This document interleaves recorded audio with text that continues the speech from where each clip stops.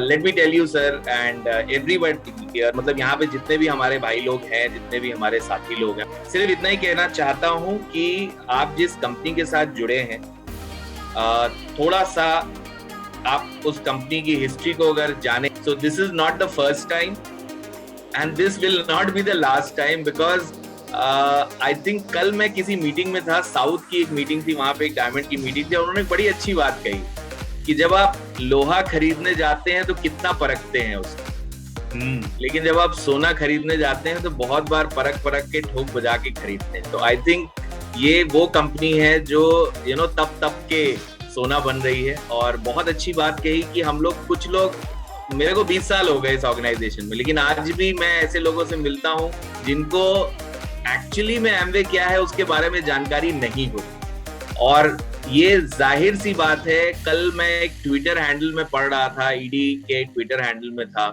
चूंकि अब ये सब जुडाइस है तो इसलिए ज्यादा उसके बारे में बात नहीं करना चाहिए हम लोगों को, क्योंकि अब जो अच्छी चीज वो ये है कि ईडी इज एन ऑर्गेनाइजेशन जो इन्वेस्टिगेट करती है, और उन्होंने अपनी जो भी उनको लगा उन्होंने सामने रखा। हम ये चाहते हैं एज एन ऑर्गेनाइजेशन, पूरी मेरी टीम, हमारी टीम, अंशु जी की तरफ से, विजय जी की तरफ से मैं आप सबको ये आश्वासन दिलाना चाहता हूँ कि पूरी की पूरी टीम, न सिर्फ इंडिया की बल्कि एडा की, और साथ साथ में Indian direct selling association, because this is not about Amway, this is about the direct selling industry ना।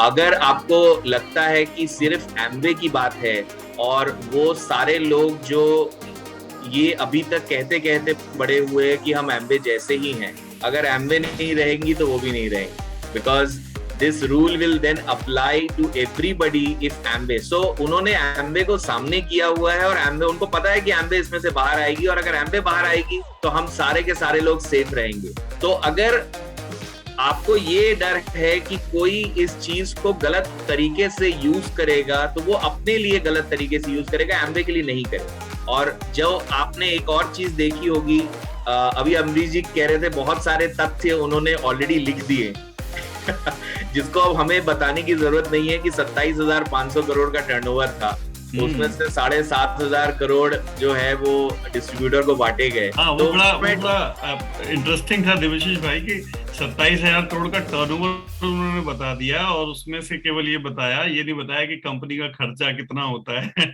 बहुत ही, मतलब अगर कोई भी ध्यान से पढ़े तो वो न्यूज अपने आप में समझ में आ जाती है। सॉरी, कल एक सज्जन ने बड़ा अच्छा ट्विटर पे उन्होंने लिखा भी था कि 27,500 का टर्नओवर 27,500 की प्रॉफिट नहीं होती है, 27,500 का टर्नओवर होता है।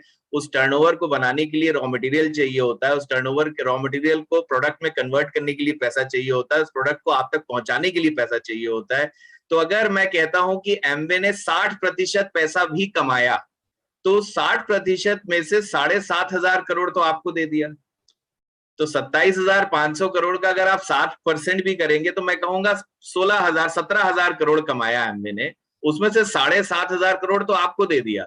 और एक चीज जो वो बताना भूल गए कि 7,000 करोड़ का टैक्स भी तो गवर्नमेंट को दिया है, वो कहाँ जाएगा?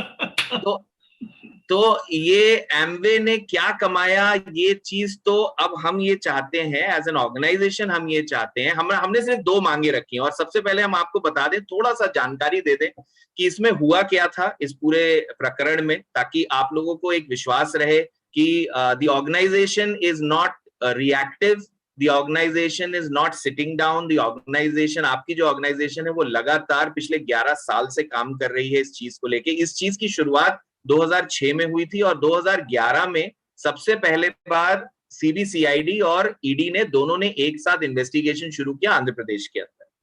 अब सीबीसीआईडी और ईडी जो है, ये 2 अपने आप में एक बहुत ही, जिसको बोलते हैं कि बहुत ही मानी हुई, बहुत ही ख्याति प्राप्त और बहुत ही पावरफुल ऑर्गेनाइजेशंस है, जिनको एक कंप्लेंट के अगेंस्ट में उन्होंने एमवे के ऊपर इन्वेस्टिगेशन शुरू किया। उस समय 2011 में उन्होंने हमसे सारे वो डॉक्यूमेंट मंगाए जो उनको लगता था कि वो हमें इन्वेस्टिगेशन करने के लिए चाहिए। और आप में से कई लोग जो हमारे साथ 2011 या उससे पहले से जुड़े हुए हैं, उनको शायद आइडिया होगा 2011 में भी हमारे bank account bank of America के ऊपर फ्रीज लगा था, और उन्होंने हमसे डॉक्यूमेंट मांगे। द ओनली डिफरेंस वाज कि जब उन्होंने फ्रीज लगाया था तो उस समय तक आप लोगों के कमीशंस जा चुके थे, तो कई सारे लोगों को पता भी नहीं चला क्योंकि वो भी ऐसे ही 9-10 तारीख को आया था फ्रीज, तो तक कमीशन जा चुके थे। इस बार शुरुआती टेक्निकल जो रीजन था जिसकी वजह से हमारा कमीशन 9 तारीख तक नहीं जा पाया, 10 तारीख को हमने कमीशन अपलोड किए, जो उसके जो भी फॉर्म्स होते हैं वो अपलोड कर दिए थे।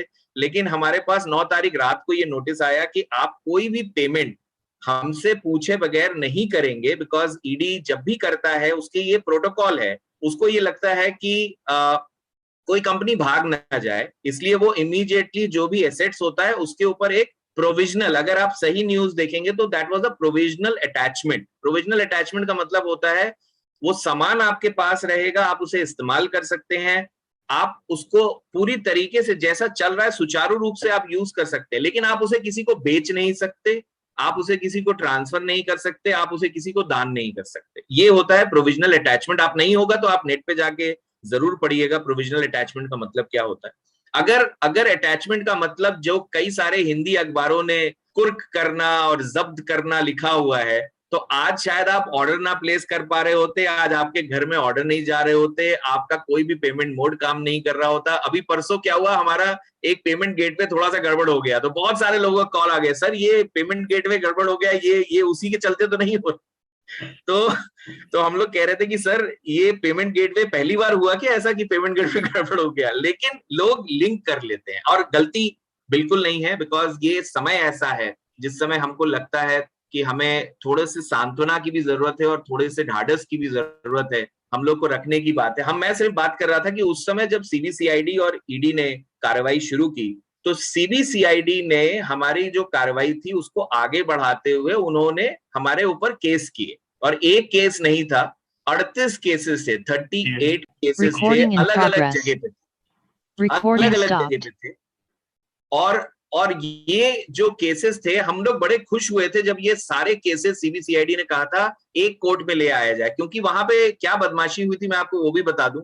साउथ के कॉर्नर के गांव में एक एक केस हुआ था। कोई वारंगल में हुआ था, कोई कहीं किसी जगह पे हुआ, कोई किसी जगह पे हुआ, कोई किसी जगह पे हुआ, और उसका मेन उद्देश्य क्या था कि आपको परेशान किया जाए, आपको हर एक जगह से दूसरी जगह दौड़ाया जाए अलग अलग कोर्टों में। तो सीबीसीआईडी ने आगे सबसे पहला काम 6 साल के अंदर उन्होंने ये किया कि सारे केसेस को एक जगह पे लेके आए। और आपको जान के बड़ी खुशी होगी कि 38 में से 33 केसेस में एमवे को बाइज्जत, जिसको बोलते हैं पूरी तरीके से बोला गया कि कोई गलती नहीं पाई गई, क्योंकि लोग ही नहीं थे जिन्होंने कंप्लेंट किया था। So you have to understand this that there is, तो हम भी ये चाहते हैं कि अगर ईडी ने हमारे ऊपर जो भी किया, अच्छा उस समय जब ईडी ने किया था तो हमने डॉक्यूमेंट्स दिए, हमारे बैंक फ्रीज हुए और 10 दिन के बाद बैंक का अनफ्रीज कर दिया गया, मतलब फ्रीज हटा दिया गया।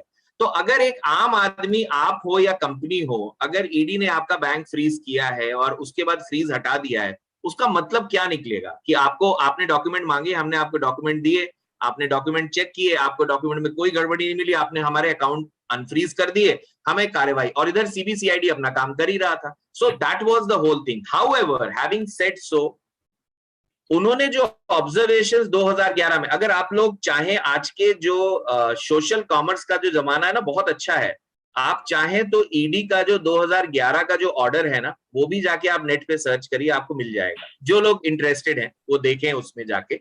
उसमें उन्होंने कुछ ऑब्जर्वेशंस किए थे, और वो ऑब्जर्वेशंस पे पिछले 11 साल से कंपनी काम कर रही है।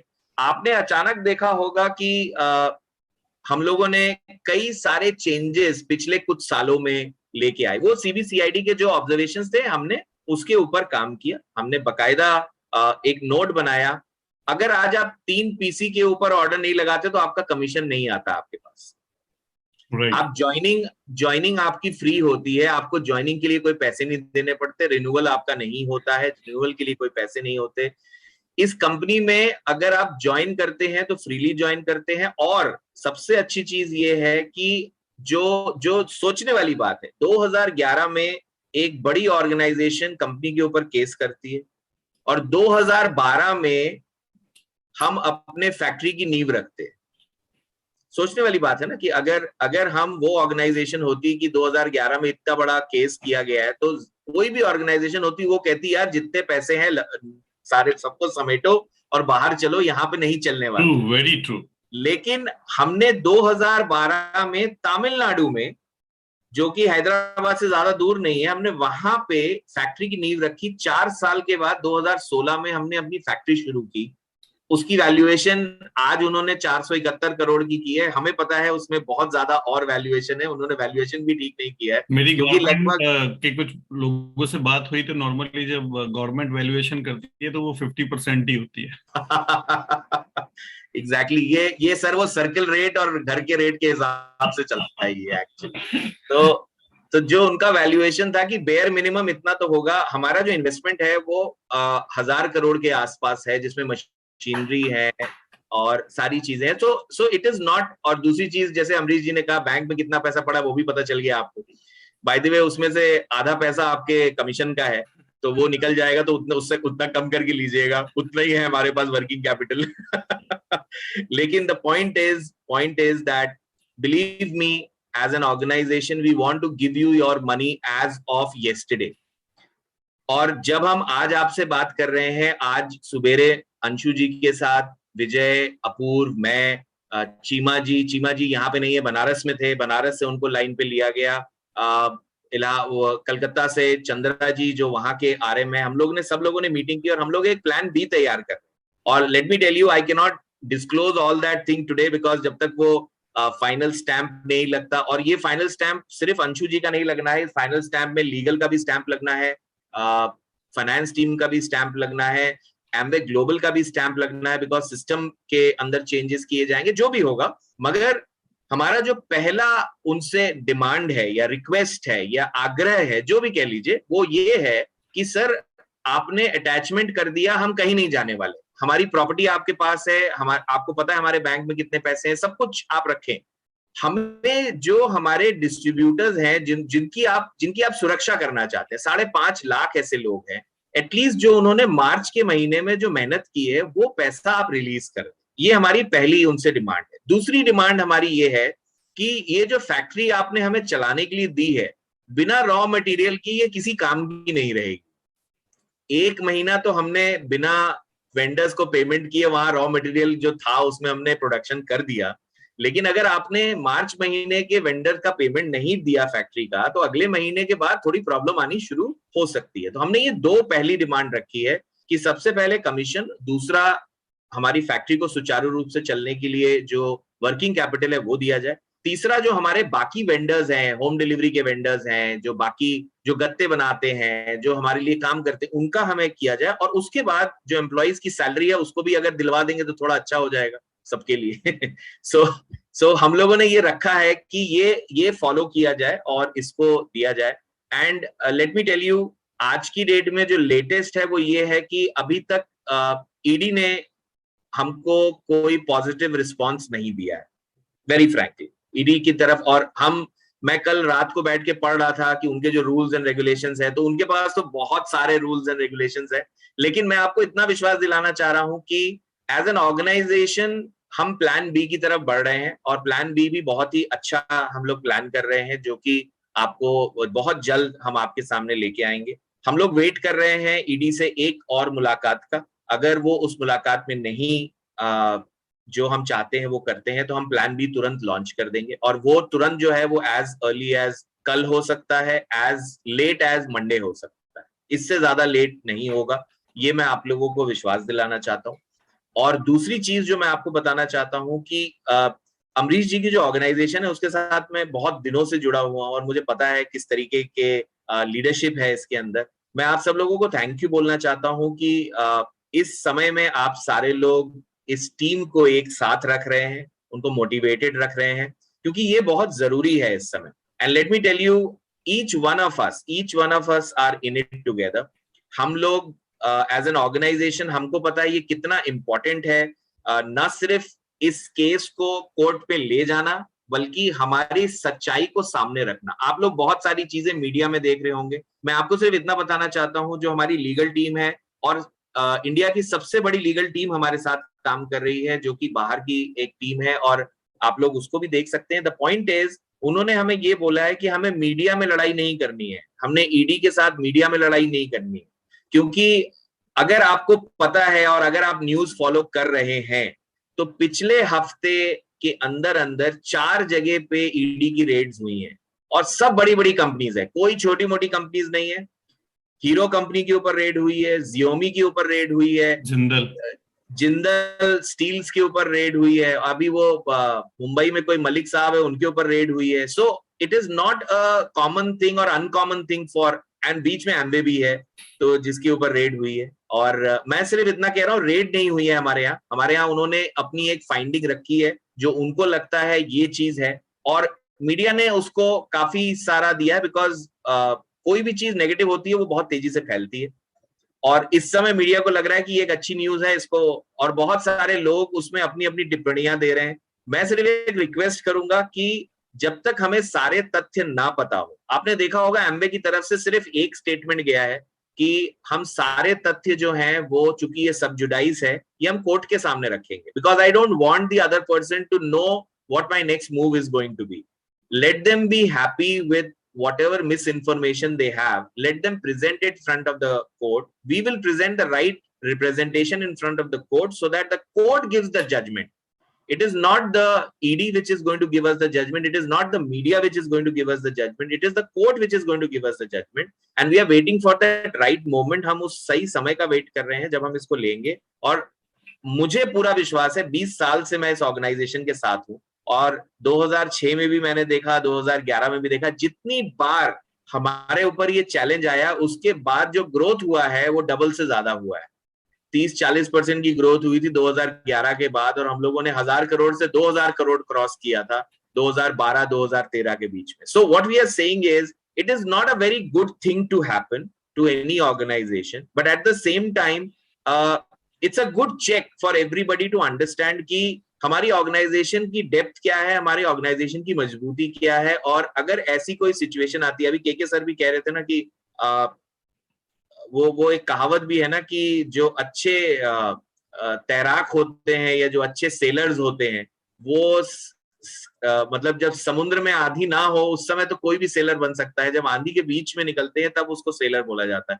सो अच्छे एंटरप्रेन्योर्स, अच्छे रिटेलर्स, अच्छी कंपनी की साख तभी होती है जब ऐसे प्रॉब्लम्स के बाद निकले। I am not saying that कि सारी कंपनीज के ऊपर प्रॉब्लम आनी चाहिए, मैं ये कह रहा हूं कि अगर आ गई है उसमें से हम कितने स्ट्रांगली निकलते हैं, I think that is the most important thing. And I am very confident. मैं आपको अंशु जी की तरफ से, पूरी ऑर्गेनाइजेशन की तरफ से आपको ये विश्वास दिलाना चाहता हूँ, वी आर ऑल 100% इनटू इट। सारी की सारी टीम, एडा की टीम, इंडिया की टीम, इंडिया के जितने भी ऑर्गेनाइजेशंस हैं, इंडियन डायरेक्ट सेलिंग एसोसिएशन, वो सारी की सारी इस समय 24/7 सिर्फ इसी सोल्यूशन के लिए काम कर रही है, क्योंकि अगर हम इसमें कामयाब होते हैं तो हम इंडिया में डायरेक्ट सेलिंग को बचा पाएंगे। गॉड फॉरबिड अगर हम नहीं कामयाब हुए तो डायरेक्ट सेलिंग खत्म हो जाएगी, और वो बहुत बड़ा नुकसान होगा पूरे ऑर्गेनाइजेशन के लिए, नहीं पूरे इंडिया के लिए, बिकॉज अगले 5 साल में 65,000 करोड़ जाने का अंदेशा है इसका, और ये हम नहीं कह रहे हैं, केपीएमजी की रिपोर्ट है। So what we are saying is that this industry during the pandemic was the most profitable and the most growing industry. उन्होंने बहुत सारे लोगों को रोजगार दिया है, वुमेन एंटरप्रेन्योरशिप को बढ़ावा दिया है, यूथ को बढ़ावा दिया है। और मैं ये कहना चाहता हूं कि as an organisation, as a representative of the organisation, मैं आपका रिप्रेजेंटेटिव हूँ ऑर्गेनाइजेशन में, और ऑर्गेनाइजेशन का रिप्रेजेंटेटिव हूँ आपके सामने। मैं इतना कहना चाहता हूँ, we are all here in it together.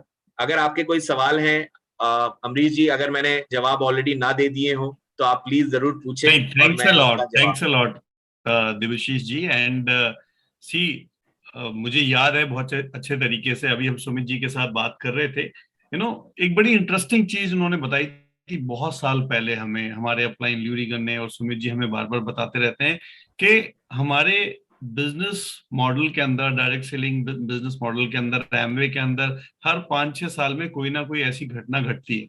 ये एक्सपीरियंस से हम पता लगाते हैं, और ये घटना में ही हमें ये पता चलता है कि कितने स्ट्रांग लीडर हैं हमारे साथ। आप आइडेंटिफाई कर पाएंगे कौन वीक लीडर है और कौन स्ट्रांग लीडर है। तो वी नो दैट ये जो टीम यहाँ पर कनेक्टेड है is a very very strong team. इसमें से कोई भी व्यक्ति जो है वो हिलने वाला नहीं है। और हमारे लिए बहुत ही अच्छी गुड न्यूज है कि मंडे तक ये जो छोटी सी प्रॉब्लम है ये सॉल्व हो जाएगी। एंड डेफिनेटली आप अपने एरिया को मैनेज करिए. We having 100% faith in Amway, in you, right. And यही 100% ट्रस्ट आप हमें और हमारी लीडरशिप में रखिए. We are together, it is a partnership. हम अपने एरिया में डेफिनेटली, जैसे पिछले फेज में हुआ था कि बिजनेस को डबल करेंगे, इस बार भी हम लोग इस बिजनेस को अगले 2-3 साल में डबल करने वाले, right. So it is a Absolutely. Partnership. So don't worry. Thanks a lot for your precious